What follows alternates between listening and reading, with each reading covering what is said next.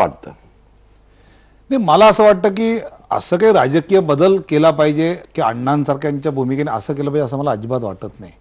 म्हणजे मी जसं मगाशी शिलार साहेबांना सांगत होतो की अनेक कायदे हे सत्तेत आलेल्या वेगवेगळ्या पक्षांनी कुठलाही बाहेरचा जनता दबाव नसताना आणलेले आहेत. चांगले काय, आता रोजगार हमीचा जो आणला केंद्रात, हा पाग्याने जो महाराष्ट्र आणला तो केंद्राने काँग्रेस सरकारने आणलाच ना, की राईट टू एज्युकेशनचा आणला.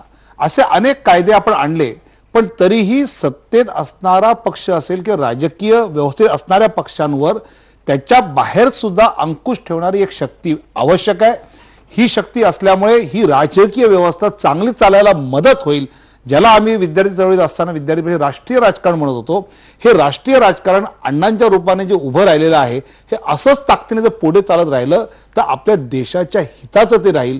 रोजच्या विषयात ते येणार नाहीत, पण अशा महत्वाच्या विषयात हा जनमानसाचा जो आवाज आहे हा बुलंद करावा लागेल आणि तो राजसत्ता आणि राजकीय व्यवस्था असणाऱ्यांवर तो अंकुश असणं ही लोकशाहीची गरज आहे.